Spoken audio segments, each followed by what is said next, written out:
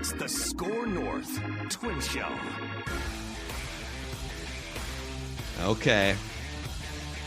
It's getting a little wobbly here. Boys. SKOR North Twins Show with that ninth inning. I'm bringing the plane in. God. I'm bringing the plane in.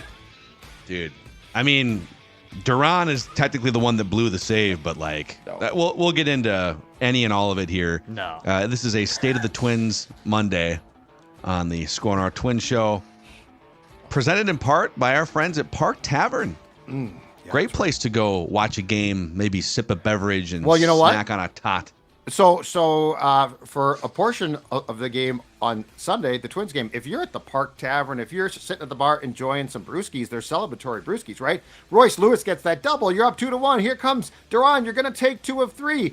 But then that brewski became a place to drown your sorrows when Edward Julian decided that he could no longer play second base.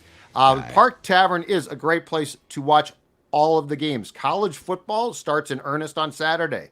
The National Football League is a week from Sunday, right? If you want to watch the games, heck, mix in some bowling, perhaps a private party, because the Park Tavern does those too. Whatever you want, Park Tavern has it. As I keep saying, it's sort of a Disneyland bar for adults. Park Tavern, SLP, right here in my neck of the woods, Highway 7 and Louisiana Avenue South.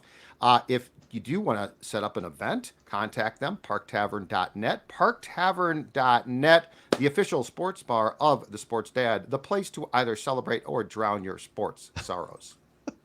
So, all right, let's just get into it here. Here's the overview. We do this every week. State of the Twins, SKOR North Twins Show. 72-58 record. Second place in the American League Central. 3 games out, tied with Kansas City. 7th in runs scored per game. 15th in runs allowed per game. 92% chance to make the playoffs, according to Baseball Reference. 5% chance to win the whole bleeping thing, although it may not feel that way after losing 2 out of 3 to the Cardinals and then losing in the 9th inning. So Declan's our resident Twins beat podcaster. Twins vibes are blank right now. Twins vibes are grumpy. Grumpy vibes. Very, very grumpy vibes. Yesterday, the vibes were grumpy among the locker room, among the manager. They've lost 5 of 7. They've lost 4 of those games by 2 runs or less. 3 of them have come in the 8th inning or later. Yesterday was the first time all season the Twins actually lost a game when leading after 8 innings. They were 59-0 when leading after 8 innings. Even given some shaky bullpen performances, they have never lost a game up until yesterday, when they were leading after 8. I have some other things that I would love to get into, mostly my least favorite things. Maybe we even go into the least favorite things after this because the vibes are kind of grumpy. We will leave with that. Yeah, for sure. Good. Because the vibes are grumpy right now. The Guardians and Royals are about to begin a big 4-game series in 3 days. You've just missed an opportunity. And Snow White 7 Dwarves, the one dwarf right now is grumpy. I would just have a face of grumpy up watching the Twins over the last week. I would use the word shaken. I would go so far as to say the Twins are shaken. Those vibes. And I don't mean shaken as in dancing in the clubhouse. No disco ball. I mean shaken as in what just took place. Sunday to Sunday, okay? First of all, you go 2-5. Bad enough. 2-5, not great. You're a contender. That's disappointing. But then there were 3 games in particular in which you're going to look back and think, oh boy, that was a blown up opportunity. You blew the 4-rip lead at Texas because Jorge Alcala imploded. You won 3 of 4, and Alcala imploded. He was left in too long, but the move to bring him in was absolutely fine. And he blew the lead. You came back and tied it to your credit, lost 6-5 in 10. So, and if that's the one game that you melt down, you melt it down. All right. But then comes Tuesday against the Padres. In retrospect, you had a chance to win a series there, right? You lead 5-3. In fact, you rally, you come back, you lead 5-3, and then the manager goes to Stephen Okert, who has since been DFA'd. Stevie boy. In 1/3 of an inning in the bottom of the 8th, he gives up 4 runs, pukes up the lead, despite the fact that Griffin Jacks, who had pitched the previous inning, had only thrown 10 pitches. And then, of course, after that, the manager doubles down and says there was no way Jax was going to come back out. And then yesterday, Edward Julian barfs up the game at second base with a throw that was, I mean, he talked about it and basically said, I have never screwed that throw up before, but you picked a hell of a time to do it, unfortunately. There also were some very questionable managerial moves in that game that led to Julian even being in the game, namely the southpaw for the Cardinals, who you knew was going to be out there briefly.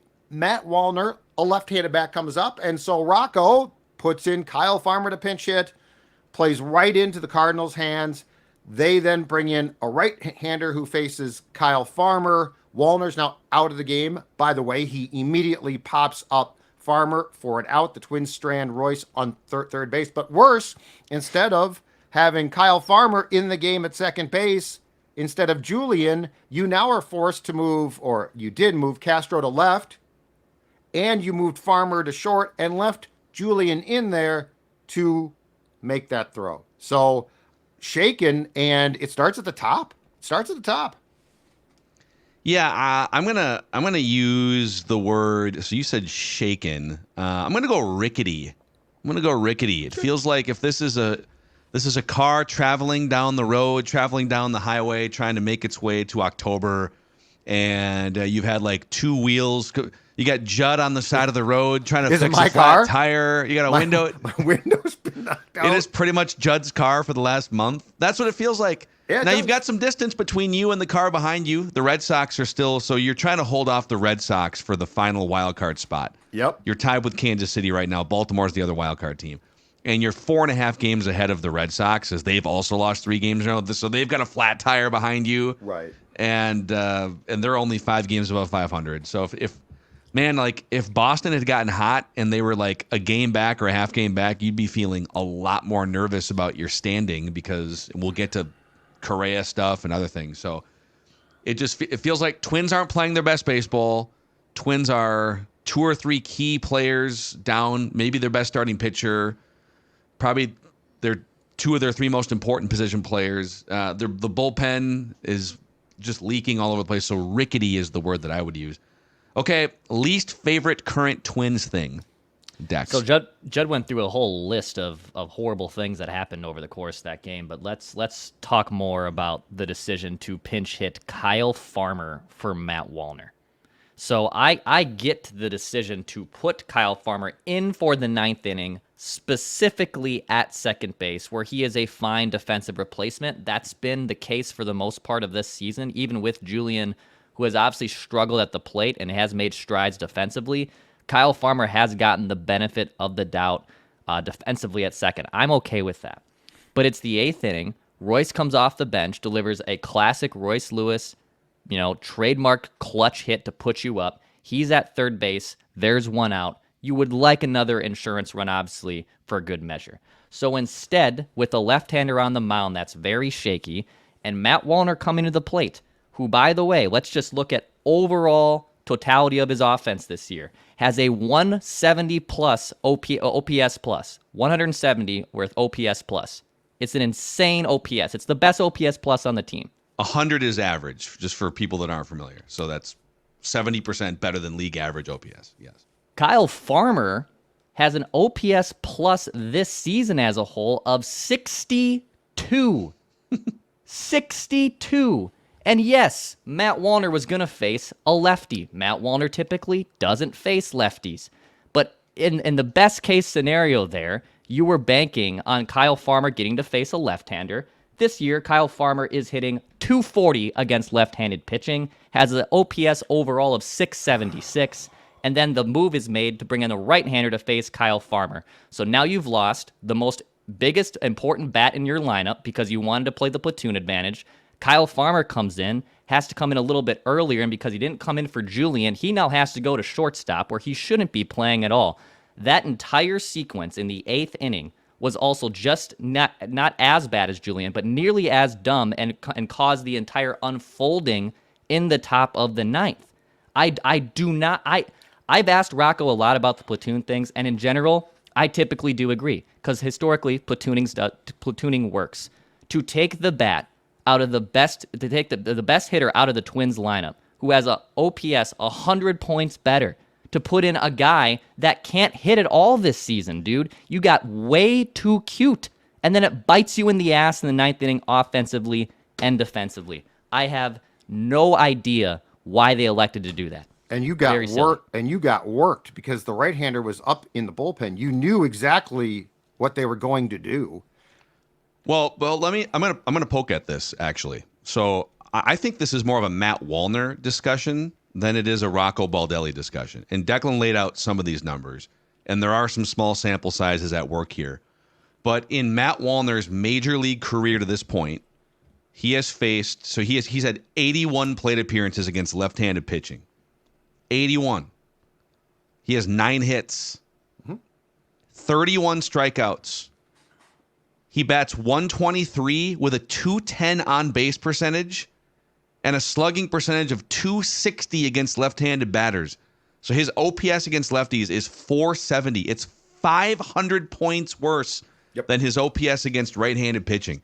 Against right-handed pitching, he is legitimately one of the best hitters, period, in the league. I mean, he's checked the OPS and checked the weighted on base average.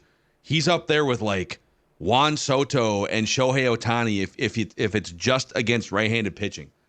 But to this point in his career, he's been unplayable, worse than unplayable against left-handed pitching. So they look at that and say, well, we'd certainly rather have Kyle Farmer right-handed versus a left-handed pitcher if they leave the lefty in. I mean, that's a no-brainer in their minds. If they leave it.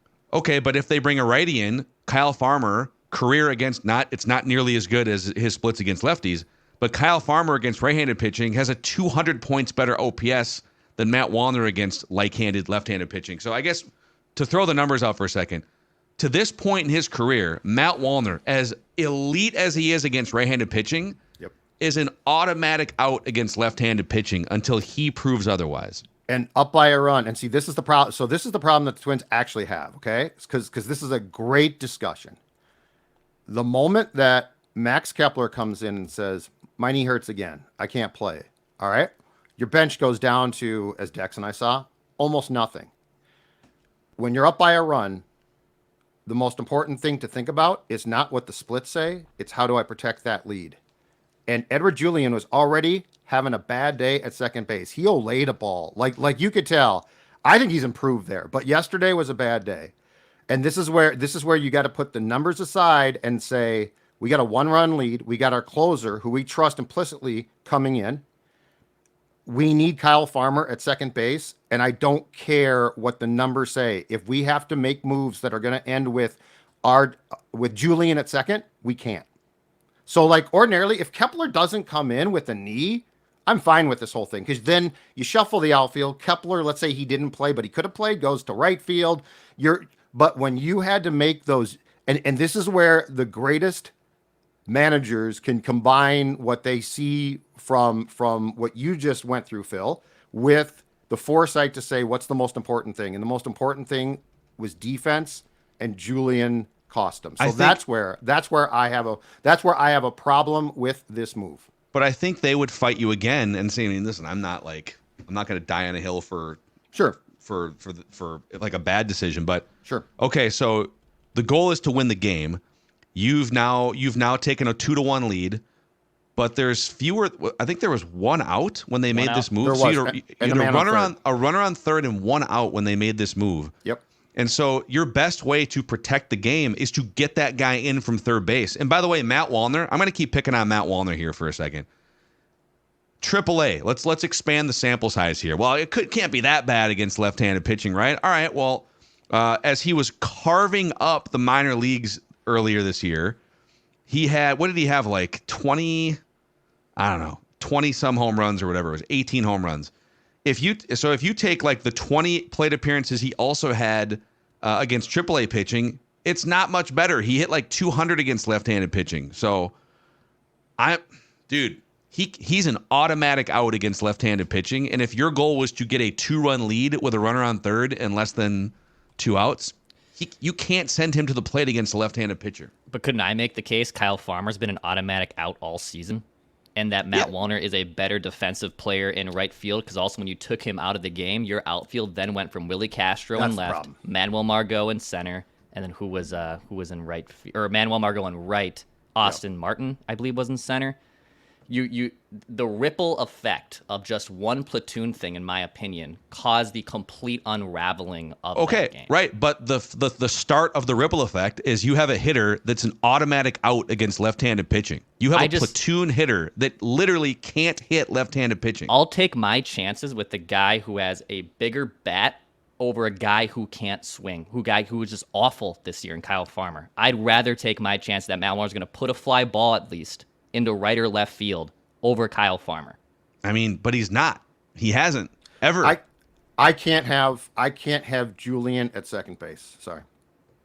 He was having a bad day. You could see it. I can't. I need to figure out, then get, you know what? Tell Kepler, suck it up and go out there and play right field. Like here's that's my point. The thing. You guys are savaging Rocco for something that Matt Wallner needs to fix. Dude, you are a professional hitter. It's Rocco's time to be able to put a bat on a ball against a left-handed pitcher. It's not fixed, and so it's my job to figure out how best not to make it worse. And unfortunately, Baldelli did exactly that. That's my problem. Like when Kepler comes in and says, I can't play again because I'm Max Kepler and my interest in baseball comes and goes. I say to myself, like, the bench is incredibly depleted. It does. I mean, come on. This guy will come back now and get hot and be like, oh, I wonder if they're going to re-sign Kepler. I'm done with Max Kepler. Declan is too. But I need to have the best possibility to win, and that is Farmer at second base. So if you can't make it work, that's a real problem. I don't absolve the hitter, but I don't absolve anybody here. But you're saying with a 1-run lead, runner on third base and less than 2 outs, you're saying punt the rest of the inning offensively. I'm saying Kyle Farmer to me, no matter what statistics you give me, Kyle Farmer to me is not a big enough of a sure upgrade to get that run in. That's my problem. I mean, dude, Matt Wallner against left-hand. That's my last thing, because I get that we disagree on this, and we're only going to go so far. You guys are underestimating how embarrassingly bad Matt Wallner is against left-handed pitching, and the Twins are telling you that. The Twins aren't they don't think Kyle Farmer is Mickey Mantle, or they don't think he's like Chase Utley. They know that Kyle Farmer is bad too, and despite that, they were more confident in him over Matt Wallner in that situation. And they were wrong. They were shopping at a garbage dump, and they picked something that was slightly nicer, but it's not like they went to Macy's. Like, that's the thing, is sometimes they're just wrong. Sometimes they're wrong. Bringing in Okert was wrong. I don't know why, bringing in Alcala was not wrong a week ago, but guess what was wrong? Allowing him to face 7 guys. I mean, Rocco had a terrible week. Okay, let me throw one of my least favorite things out, because you mentioned Okert. I'm going to poke at you again.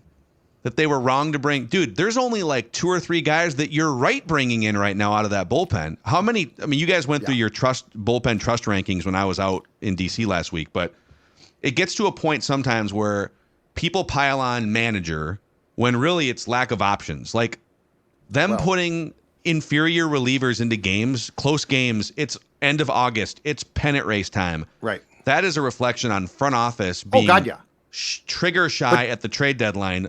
Almost every single year since Falvey took over. Jax had to 7 stay years in. ago. Jax had thrown 10 pitches. And you're like, he can't throw another inning. I'm not going to throw. It's idiotic.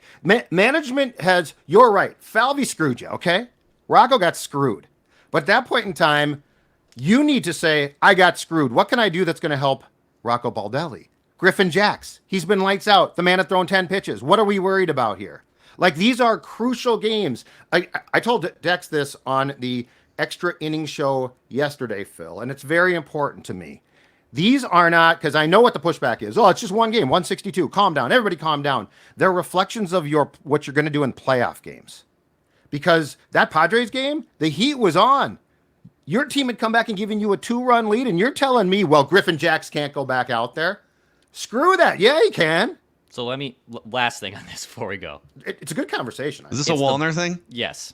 Oh, wow. We're back to Wallner. It's the bottom of the same exact scenario. It is game 4 of an ALDS.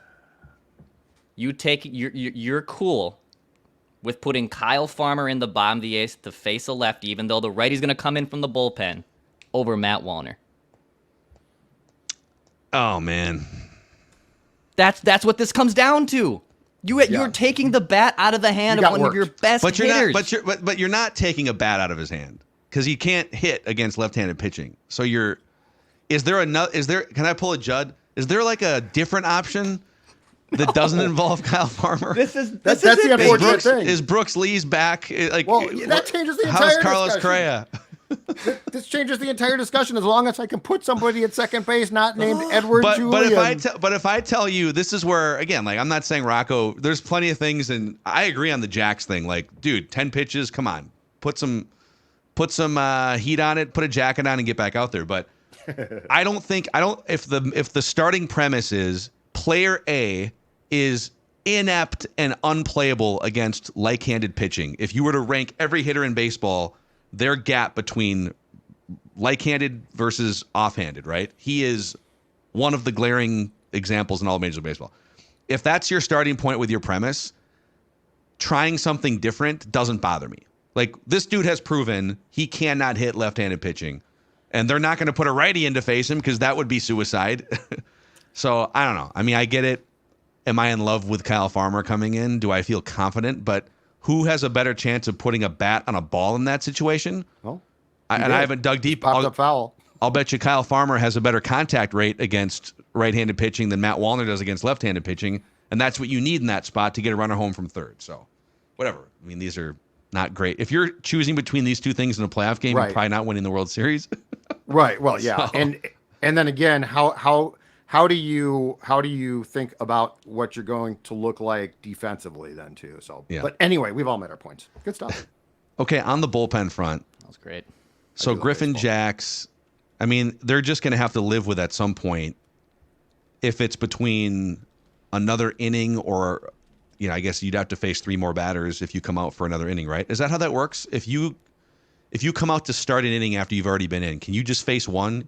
You can do that, right? Like, let's say there's just a righty coming up to start the inning. Yeah.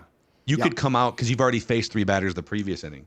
Yep. They're going to have to do that, though, especially in the playoffs. Like, sorry, man, we're not. It's like in the NBA or, I guess the NBA is a great example. We play 10 guys in the regular season. We're only playing 6 or 7 in these postseason games. Yep. And by the way, Okert being out and off the roster now, the lack of lefties in this organization that are ready to come up, like they don't have left-handed pitching that can step in and do its job, man. So. Nope. Okay, any other least favorite Twins things? Is the Correa thing going to be a separate discussion? We could do it now. Or do you want me to do that as my least favorite thing? I got the Star Tribune quotes right here. Yeah, can you do me a favor? I think to your right on your home button bar, there's a panic button. Do you mind pushing that button, please?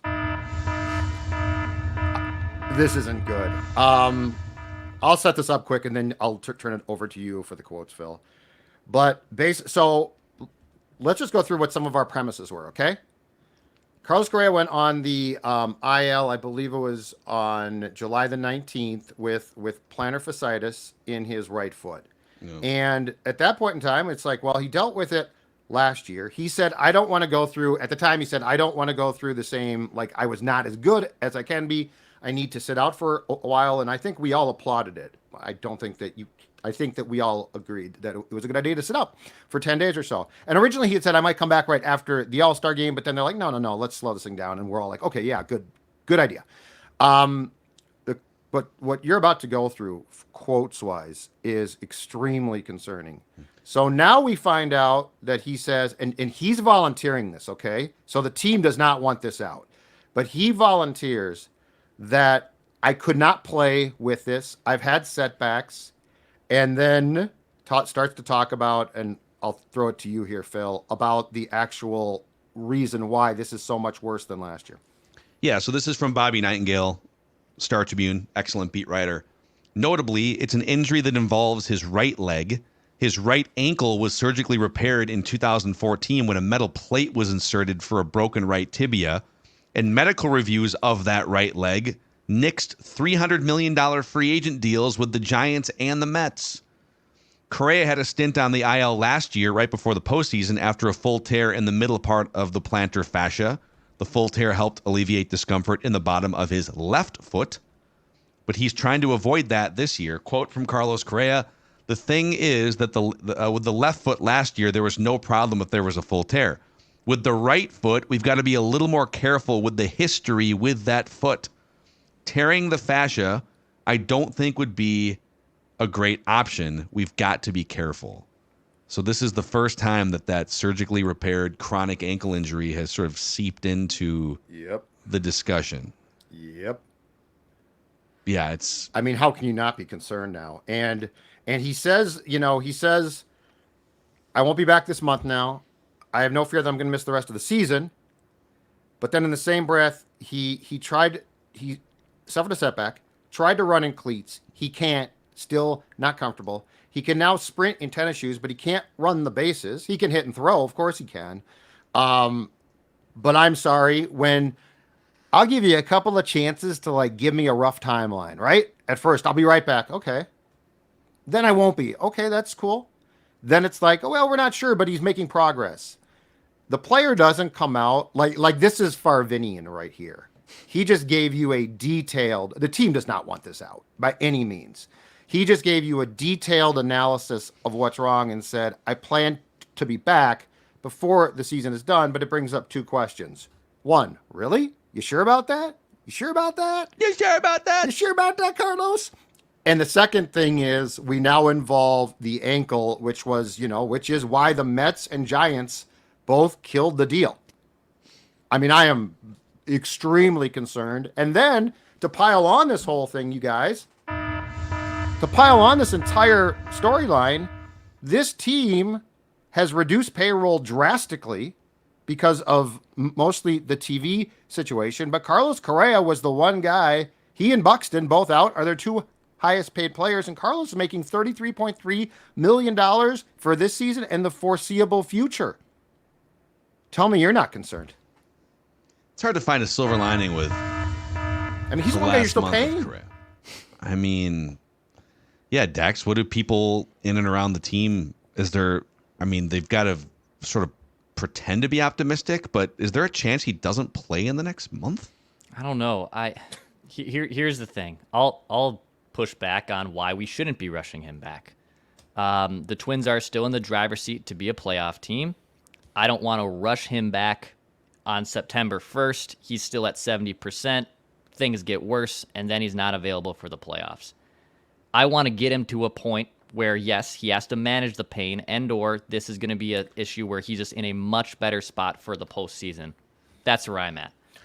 Is he going to be in any kind of good spot? That to me, that's the big elephant in the room. Is like, what if he sits for 3 more weeks? If I may be totally sure, what is he going to be? Clear up my take here. I'm not nearly as concerned about 2024 as I am his future now. And I think he's aware of that. I think right, but I'm saying like you're talking about like, can he get back for the playoffs? I'm saying we're now talking about the very ankle that 2 real MDs said, don't sign him to the contract because of this. Yeah. I'm worried about the future. I'm worried about the whole contract. I'm worried about the fact that if that thing's not fully insured, if he can't play for long periods of time, he signed long term. Like this could be catastrophic for the Twins. And I think he is aware of that. I think he's aware of his long-term health here, and he doesn't want to screw that up. That dude is a psychopath in taking care of his body and taking proper precautions. I know firsthand that the people that I've talked to in the org, he's in there on off days. He's in there all the time in the medical and the training room, getting work done, taking the necessary steps to be not just a healthy baseball player, but to be the complete baseball player that he should be. And I think he's well aware of that. I'm not questioning him. I'm saying if that ankle can't hold up, he can go to church and get holy water placed on it. It's not going to matter. That's what I'm concerned about. I mean, has he tried that yet? It might be worth it. He might have. Get some. When it comes to Buxton and Correa, I think they want to play. I'm not questioning them. They are doing nothing wrong. We're talking about what seems to be a real problem, though. And the fact that he even publicly brought up the tie-in. I'm glad he did. I'm glad I he am did, too. Because you know what? You might as well throw it out there and let's operate within the realm of truth here. We will end the episode on a positive note by giving you our favorite current Twins thing, because like they are still in playoff position. They are still like 14 games over 500, whatever it is. But let's take a deep breath and let's go to Element Hotel and get some skyline views right down the street from Target Field. Here. Yeah, rest those feet, rest those ankles at the Element Hotel. Walk on fire, Carlos. It just hit me. Walk on fire. Right, don't walk on any fire. Don't listen to Judd. But kick up your feet.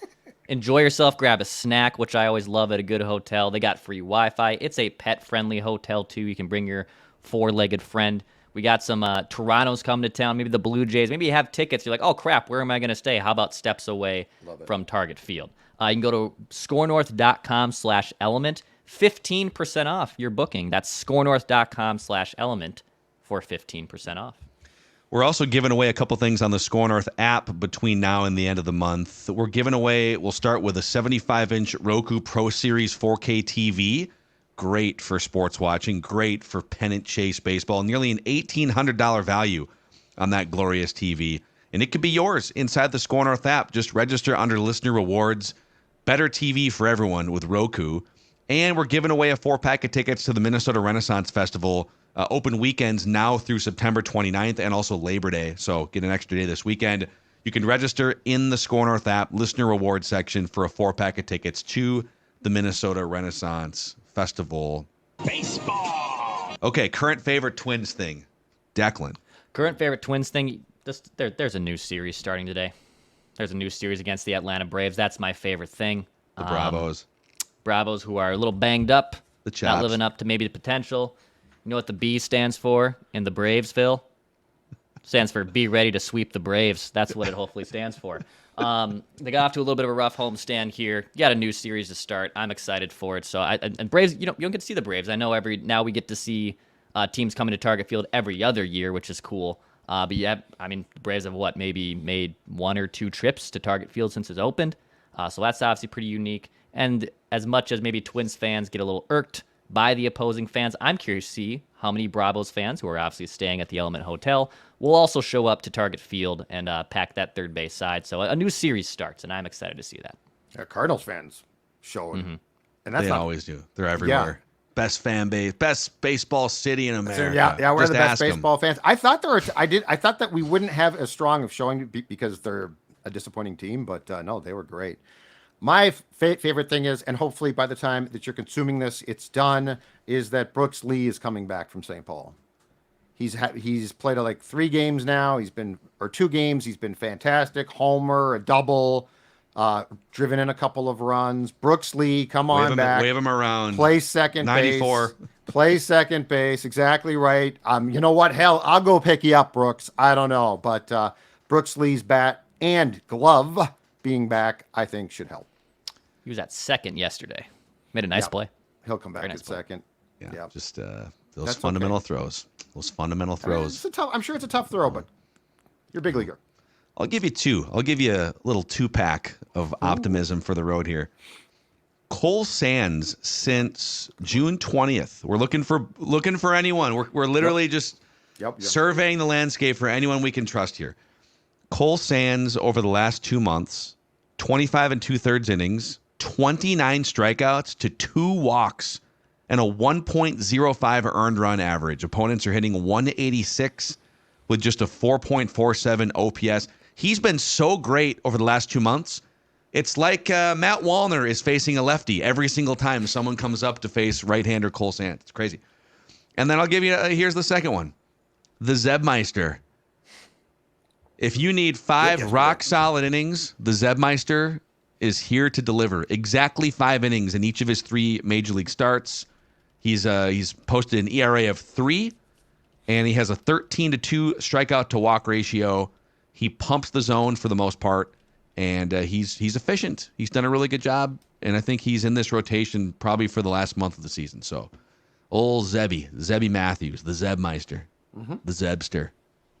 Throw strikes, man. Love to see that. Yeah, no walks. Slider was. I mean, he had the one slider that got parked for a home run, but that thing was getting a lot solo of shots yesterday. Like the bat, you can live with solo shots. Yep. It's the 9 guy, so it probably shouldn't happen. But that being said, it's a solo shot, and he throws strikes. He's gonna give up home runs, like he's going to. But aside from the Padres start, I like what I've seen, man. Yeah, 11 swinging strikes in those 5 innings yesterday, which I like what I've seen. you'll take that. So, okay. It's therapeutic. Get Brooks Lee back up Spirited here. addition, yeah. Yeah, but no, it's good. It's a great. This is what makes baseball great, though. Like these minutia discussions of what we perceive to either be screw ups or not. Like I love that stuff. It was a very playoff, high leverage situation that needed to be dissected. Just a little bit of not a Dex bomb, but a little bit of Dex sprinkling to end this episode. Sounds like Brooks Lee will actually be traveling with the Saints to Omaha to start their series. So I would not expect Brooks Lee, at least as of now, to be with the Twins today or tomorrow. It's okay. We got Kyle Farmer. We're fine. Has Kepler been IL'd yet? Haven't heard anything on that. We have seen. I know as much as I want him on the IL, Judd. You know how this works. They will just not IL him for 4 days, let him rest, and lose a roster spot. We're gonna win, Twins. We're gonna score. It's okay. We'll make sure Judd gets some can't. some hydration here and Still, a couple give me deep the breaths. aspirin. If you haven't clicked the subscribe button on the SKOR North Twins Show YouTube channel, we just launched it at the start of the season, so click that thing. Declan will be pumping out more extra innings podcasts from the ballpark. I may even join you today. I'll be out at the ballpark, I think, Good to know. for a little bit today. Oh, Macadac. See, it's going to be hot, though. Yeah, your press pass is there. We can both argue Got approved. more about Kyle Farmer and Matt. I'll get Matt Wallner on the screen. You get Kyle Farmer, and then we'll just. You guys can enjoy all the debate sweatbox. I together. think I'm just Great. staying home to watch tonight's game. I'll be back there tomorrow. I It's might a little I hot. might do the same thing. So, all right, SKOR North Twins Show. We'll see you guys tomorrow for a Trevor Plouffe Tuesday.